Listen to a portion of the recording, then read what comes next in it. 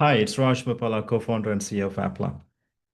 As a parent, we want to give the best experience for our kids. I've got two kids, 11 plus, and other one is doing GCSE exams. So we've spent a lot of time and a lot of money for tuitions, 40, 50 pounds a class on math, science, and English, and many things. And also we've tried our platforms and people saying, okay, use Atom Learning, iExcel, and this and that. And they're okay, but at the end of the day, you're paying 40, 50 pounds for them, and it's really not working out.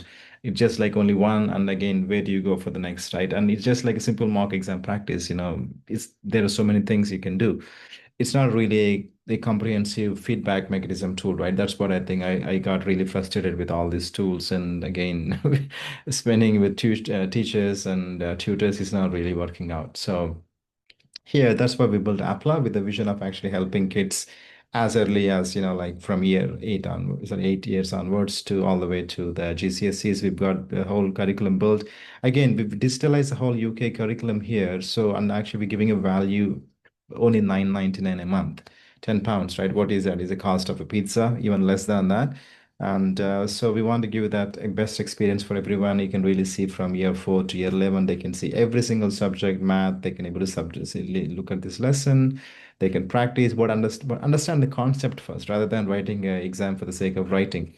And then you can able to do a lot of practice also. Then, what is this thing? And then you can see the assessment and whatever you wanted to do. And you can do a lot of things again each year, year 4, year 5, year 6, all the way to there, right? And that's about it. And also you can, once you have there, then probably, most people will go for 11 plus, which obviously you can really see.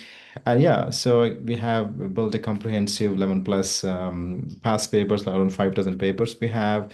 And again, four topics: verbal, non-verbal, math, and English. So you can able to see pretty much everything. You can take exams. Also, you can get the feedback. Also, you can see how many exams you've been taking. And these are the exams I've been taking, verbal reasoning, and also you can really give the feedback by the subject, by lesson, and at least it will give you a really great feedback for the parent and also teacher for obviously if he's having a teacher and also parent and the kid for writing them as well. You can do quite a lot of things as well. So an example, let's take an exam for verbal reasoning. So you can really see that it actually I did an exam math for now before it actually tells you where you got right, where you got wrong. It's really great, right? As a parent, you cannot able to tell, what is the correct answer, right? So you can able to do, and it's brilliant, isn't it? So it just saves a lot of time. A lot of institutions are charging 40, 50 pounds, even for a paper sometimes, cost like that. And we're giving for free 5,000 questions, right? And many unlimited questions and papers they can do, all for 9.99. And they can do practice again if you want to do it. Just simply go and write an exam, and you can able to see submit papers. You can directly see as well, and the results coming through. As an example, let me go back and show the exam as well. So if you see some of the exams what I've done just now, you can see that exam coming through as well. You can really see the results. So it's just brilliant way to actually get the feedback as well as assessments for the kid who is writing the exam and studying, as well as for parents not to spend too much time for them to sit with them and write down exams, and also more importantly the cost. And we'll explain a lot also all of this in subsequent videos. You can also see that as well. I really trust this is valuable, and take advantage of this offer. It's only 9.99, which is a significantly lower cost. Anyone can able to afford it. It's a cost of a small pizza these days, and compared to 40, 50 pounds a tuition class. And I truly trust this is helpful for you. And yeah, sign up at applaa.com/UK, applaa.com/UK, and register for free. And it's 1 month free as well for you guys. So make use of it. And if you're writing the 11 plus exam, all the best. And again, we'll explain further details also in the subsequent videos. Thank you for watching. Welcome to this explainer. Okay, if you're tuning in right now, I'm guessing you or maybe your child are staring down the barrel of the 11 plus exam. And yeah, that final week is looming large. Look, I completely get the feeling. The anxiety spikes, that pile of study materials suddenly looks, well, twice as high, and the urge to just panic cram is incredibly strong. But hey, let's take a collective deep breath. We're going to reset that mindset right here, right now. We are swapping out the panic for power and anxiety for action. You've already put in all the hard work, so this final stretch, it's literally all about fine-tuning. Your new mantra for the next 7 days is actually pretty simple. Revise, practice, review, and stay confident. Okay, let's dive into this. Because this final week is absolutely about smart revision. It's not about trying to absorb a whole year's worth of curriculum in a few days. No way. We're going to channel your energy exactly where it needs to go to give you the highest returns on exam day. So, just to keep us totally grounded, here's our roadmap for today. The final week mindset, days 7 to 6, days 5 and 4, mock tests and review, final week pitfalls, and finally, day 1 and beyond. Having a crystal clear, structured plan is honestly your absolute best antidote to exam stress. So here's a bird's eye view of the chronological arc we're going to build over these 7 days. Notice the transition here. We start off pretty analytical on day 7, really hunting for those weaknesses. Then we move into targeted subject reviews across days 6, 5, and 4. Day 3 is your peak performance practice. And then, and this is crucial, days 2 and 1, we taper off. We go straight from focused active study to light revision and, you guessed it, essential rest. Section 1, the final week mindset.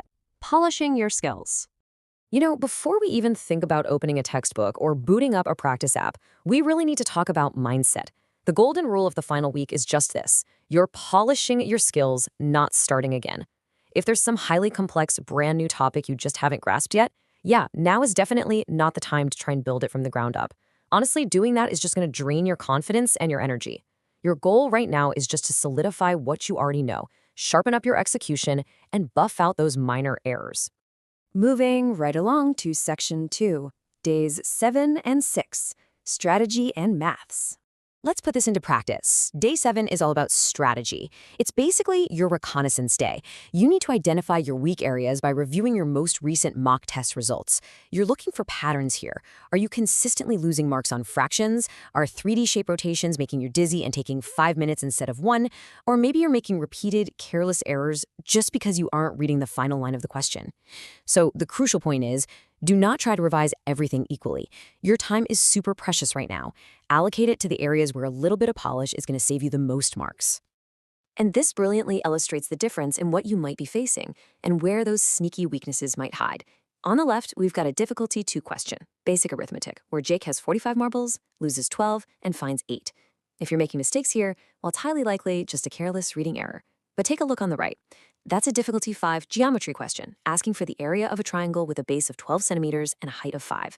Now, if you're losing points there, it might actually be a foundational gap, like just not knowing the formula. Day 7 is really about figuring out which of these 2 scenarios is actually causing you trouble. Which leads us perfectly into day 6, where the focus shifts squarely onto mathematics. Take a look at this difficulty 4 word problem from the Applaa platform. It's about a school program running for 3 days, lasting 5 hours on Monday, another 4 on Tuesday, and finishing with a 6-hour slot on Wednesday. It just asks for the total hours. Now, the math itself is super simple addition, right?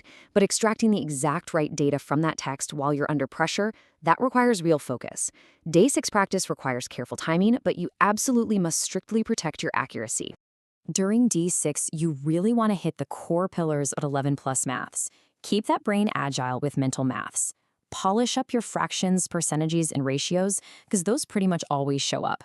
Work through word problems like the one we just looked at, and definitely review your geometry and measurement formulas. Do all this practice under timed conditions just to keep that exam tempo going. But again, accuracy is king here. Don't rush so fast that you start dropping points on things you actually know. Okay, Section 3, Days 5 and 4, English and Reasoning. As we push past the halfway point of our final week, we shift gears from numbers over to words. Day 5 is entirely dedicated to English. You'll want to run through your vocabulary lists, drill those spelling and grammar rules, and practice synonyms and antonyms. But listen, the absolutely most critical part of Day 5 is comprehension practice.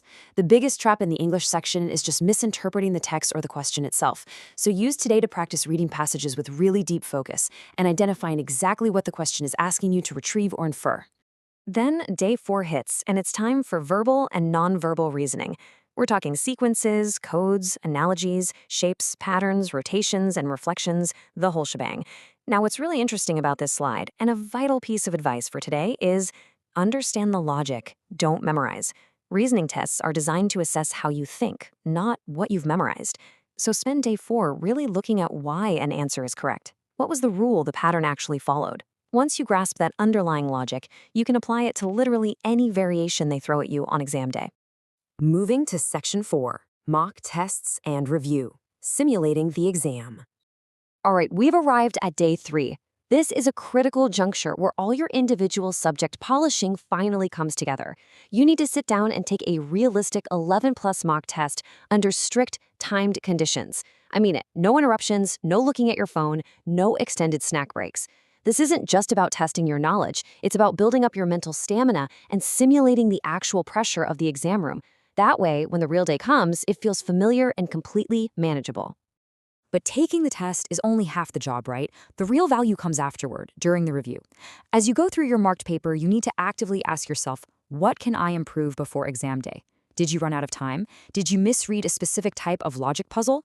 You want to use the mistakes from this mock test to create a highly targeted mini list for your final bit of revision. Section 5, Final Week Pitfalls, What to Avoid. Now, before we cover the final 48 hours, we need to have a very honest conversation about pitfalls, because this is exactly when the panic usually sets in, and otherwise well-prepared families start making unforced errors. So let me be your firm coach here for a second. Avoid these at all costs. Do not try learning large amounts of new content. It's just going to crowd out what you already know. Taking endless mock tests, back-to-back? Absolutely not. It leads straight to burnout. Staying up late to revise? Sleep is way more important for memory retention. Comparing your preparation with other students? Just ignore the chatter and the hyperventilating at the school gates. You gotta run your own race. Please, resist the urge to panic buy 3 new revision guides today. And finally, do not panic over one difficult topic. If you encounter a concept you just can't crack, let it go. Honestly, it's statistically unlikely to ruin your entire score. Section 6, Day 1 and beyond. Let's land the plane. Let's move to the final stretch and see how this builds. The intense studying is over. The heavy lifting, it's done. Now it's all about landing the plane safely into the final 48 hours. Day 2 is strictly for light revision. You're only going over that mini list you created after your Day 3 mock test. Review those common mistakes, brush up on important methods, glance over your vocabulary and mental maths, and just remind yourself of your question-solving strategies. I'm going to say it one more time. Absolutely avoid overwhelming yourself with any new material today. Keep it light, keep it positive. And finally, Day 1, the day right before the exam. My best advice? Put the books away. Seriously, do not spend the day studying. Instead, prepare your logistics. Pack your clear pencil case, lay out your clothes, make totally sure you know the route to the exam center and the school's instructions. Do something relaxing in the afternoon. Get a proper full night's sleep. Your only goal for Day 1 is to ensure you wake up on exam day arriving fresh, calm, and highly focused. So, let's cement this entire strategy one last time. Step 1, find those weaknesses. Step 2, target maths and English. Step 3, nail down your reasoning logic. Step 4, put it all to the test with a full mock. Step 5, taper off with light revision. And Step 6, rest and prepare.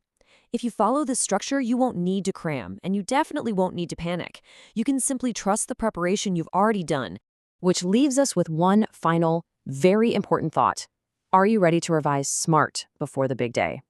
If you want to put this 7-day plan into action with some really high-quality practice material, be sure to explore Applaa's 11+ Learning Hub. They offer fantastic preparation and mock tests across maths, English, and reasoning to help you execute this exact final week strategy perfectly. Thanks so much for joining me on this explainer. Go tackle that final week with total confidence, and I'll catch you next time.